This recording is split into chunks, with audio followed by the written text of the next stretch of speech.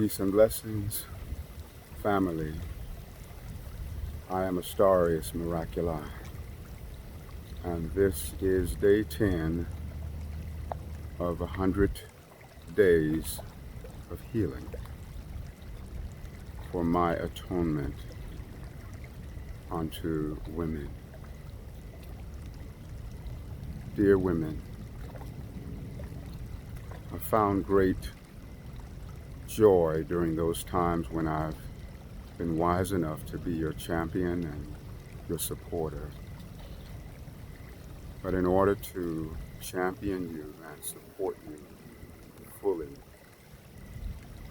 I take responsibility for all those times that I dishonored you, crossed your boundary, hurt you, violated you in any way, consciously or unconsciously. I apologize for every father, grandfather, and uncle. We apologize and rise up to champion you. I apologize for every brother, cousin, and son. We rise up and champion you. I apologize for every husband, boyfriend, friend, and stranger. We atone and rise up to champion you. I recognize you as the portal of life. All of the goodness that has ever come forth unto this existence is by virtue of the portal of life that a woman is, the women are. I know that my life would be non-existent without you. I believe that man and woman are one in God. I believe that the opposite gender is the access code to heaven and all the great mysteries. When you look at my form, you can see my physicalness. I am male. But there is a womanly component, a female component of my being. And that is invisible to physical sight. Therefore, I think it's an access code to all of the great mysteries. And for a woman, the invisible and formless component of her is male. I think the opposite gender self is the way back home. And so I pray that the warring of the genders be over and all of the malicious exchanges between the genders be over. And by the grace of God, Goddess, the Most High, but by that something is the most exalted thing within any one of us, give back to you any power, any energy ever falsely taken from you by any man or any woman, any being or anything in any lifetime, and praying and holding sacred space for you to take back, any energy, any power that you've ever falsely given away to any man, woman, being, or thing in any lifetime, calling back all of our fragments and soul pieces for our wholeness and our ascension. I humble myself before your magnificence.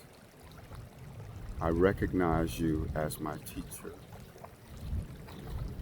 I recognize you as the one that teaches me how to be in receivership. I recognize you as the one that teaches me how to be vulnerable,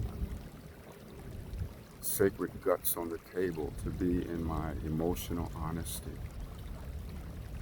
I promise from this time forward to do everything that I can do to atone and to rise up and truly be your champion. I love you so much and wish the best that the universe could possibly offer unto you, unto all of us, and the whole sacred family of life. And beloveds, I'd like to offer a little something with regards to my story, give you some sense of what it is that I have come from. I grew up in the treacherous ghettos of Chicago, and I want to begin by sharing something that happened when I was 14. A couple of friends of mine, two of my guy friends, we were going to be going roller skating, and we went and got a fifth of Hannah and Hog. I don't know if it's whiskey or whatever it is, but I know that it's very strong. And so we got a fifth of this Hannah and Hog before going roller skating, and we said, well, we had a thing that we would do. We call it "Who has the longest throat," meaning that the first one to turn up the bottle would just go and go and go until it, and they're cheering on. I was the first one to turn that fifth up, and they're just cheering me on, and I'm chugging it down, and by the time I bring the fifth down, there's maybe about that much left in it. And so, of course, I was sloppy drunk, and we went on roller skating, and of course I couldn't really skate. I was just falling down all over the place, and then skating was over. It was wintertime, in Chicago. The snow was very deep. I had the galoshes on, the boots that you slip over your shoes, and I walked my girlfriend home, and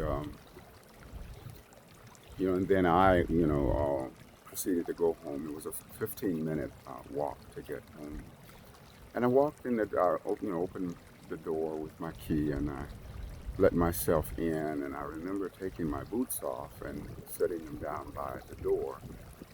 And then the next thing I remember, I was all the way down the hall in the kitchen, on the kitchen floor, and Mama was on top of me, and she was beating me with her fist, one hand, and then there was this Coca-Cola bottle in the other hand, and she's screaming, to the top of her lungs, what have you been using? And I was terrified. I honestly thought that she was going to kill me. And she didn't actually hit me with the Coca-Cola bottle, but it was like right there. She was punching me with one hand, and then, the Coca-Cola bottle I could see. And so, I wrestled my way up, and I pushed her down and ran out of the door. I didn't want to hurt her in any way, but, I was in fear of my own life. And so, I just, wrestled my way up, and I pushed Mama down, and I ran, for the door, and I grabbed my boots, on the way out, and didn't even stop to try to put them on, and I ran barefoot through the snow until I got far enough away that I could go ahead and put my boots on. And then I went to a 16-story housing project, and I took the elevator up to the 16th floor, and then I began to walk down floor for floor, checking the laundry room doors, to see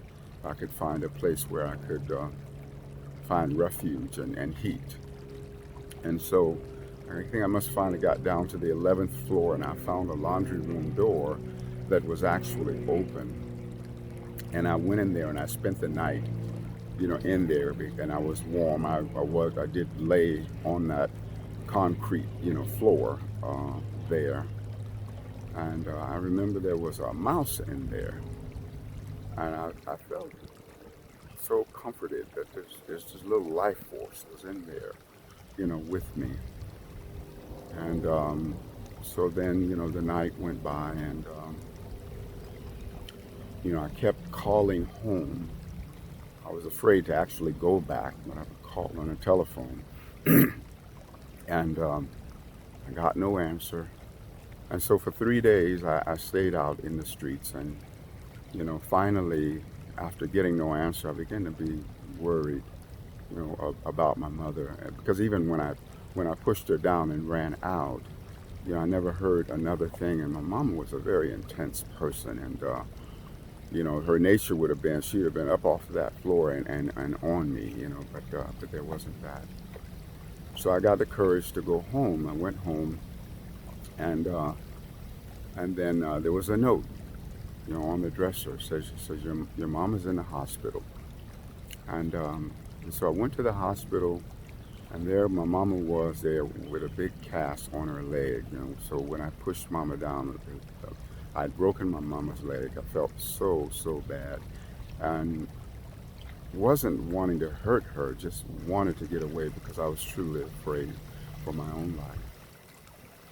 So Mama looked at me and she said, she was very soft spoken, very quiet, very calm.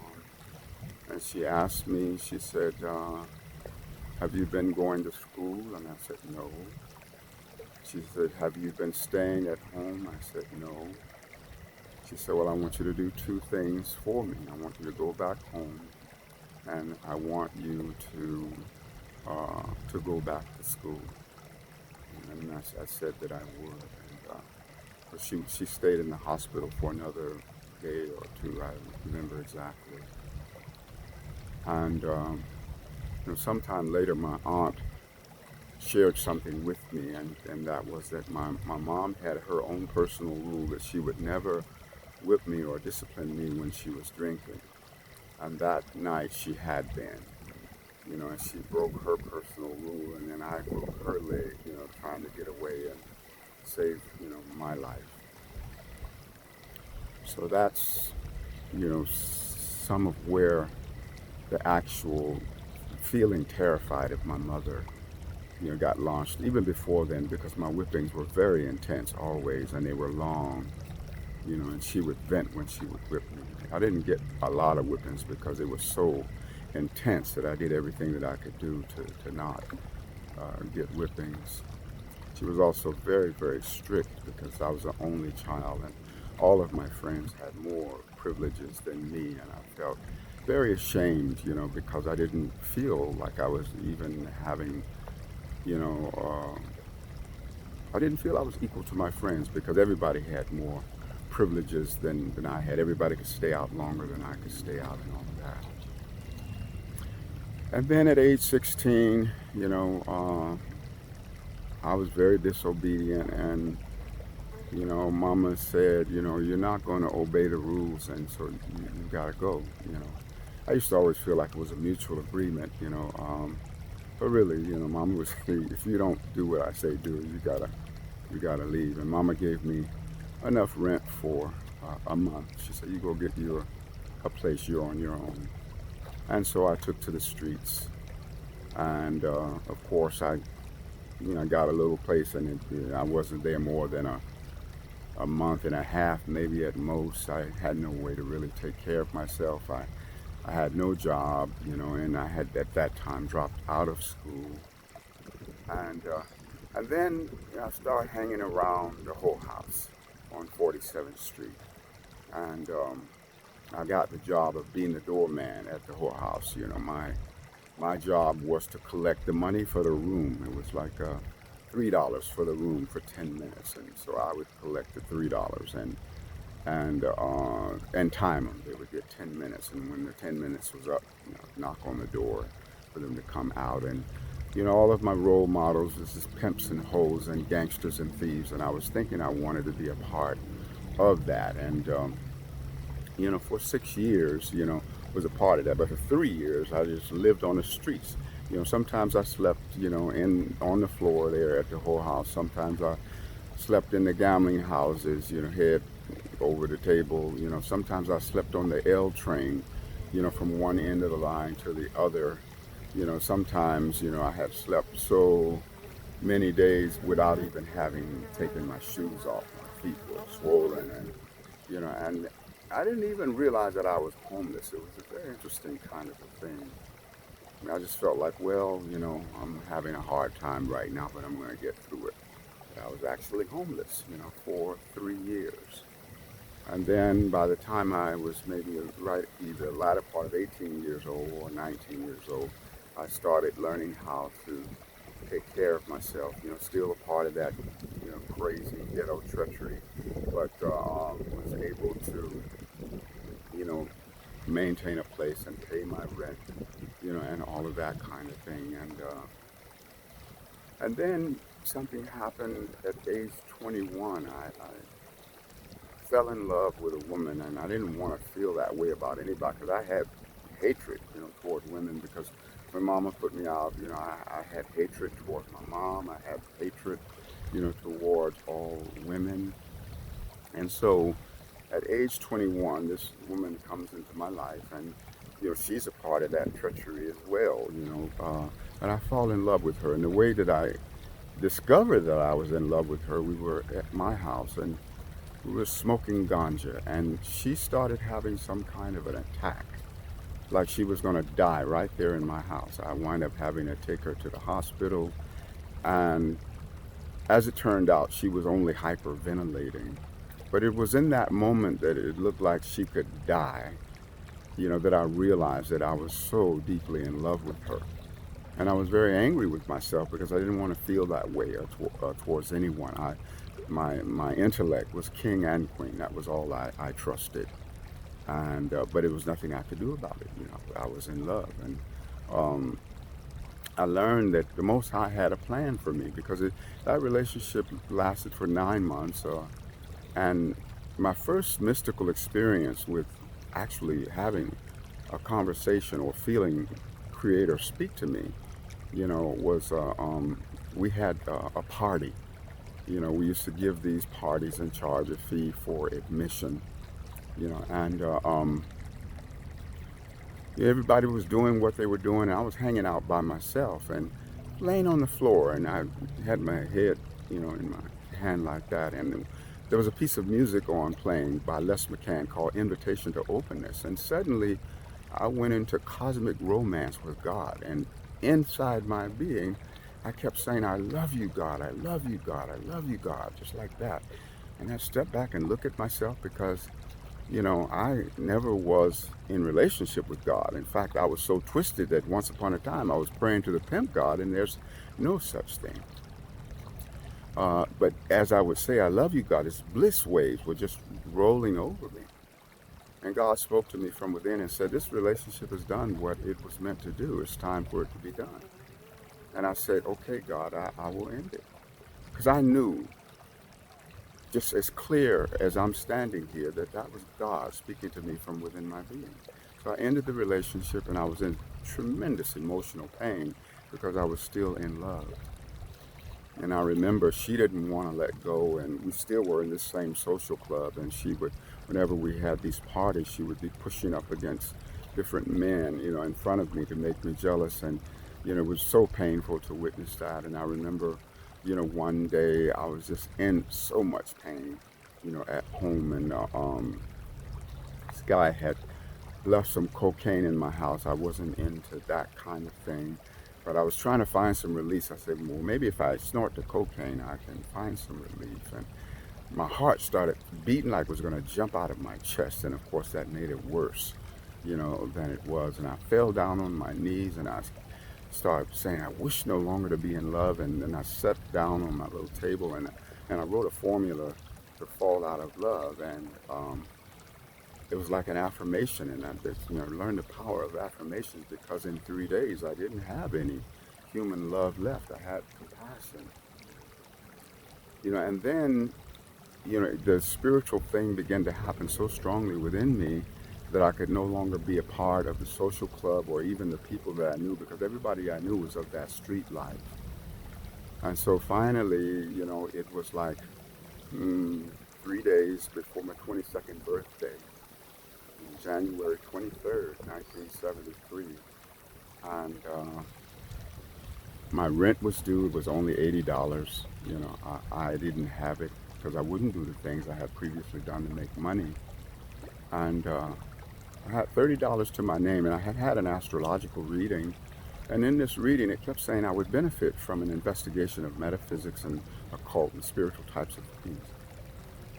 So I had saw this occult bookstore, on the north side of Chicago, and got on a bus and went down there, and I said, well, I don't have my rent, but I got $30. I'm going to buy me some books. I took $25 of the $30 and spent on books. And I came back home and read from about 3 in the afternoon to 5 the next morning. And I've never been the same since then. I'd only stopped in that time of reading to have a bite to eat and to do this thing these books were talking about called meditation, which I instantly knew how to do. And when I was reading, it was like, okay, that's true, that's true, that's true. It wasn't like discovering something for the first time, but just remembering something that was deep inside of me. And I became a celibate. I shaved all my hair off of my head. And then it just became an alone journey because I didn't know anybody doing those kind of spiritual things. I was just completely, alone and by myself. But that began, my spiritual journey. And so I just wanted to share a little something relative to where I've come from.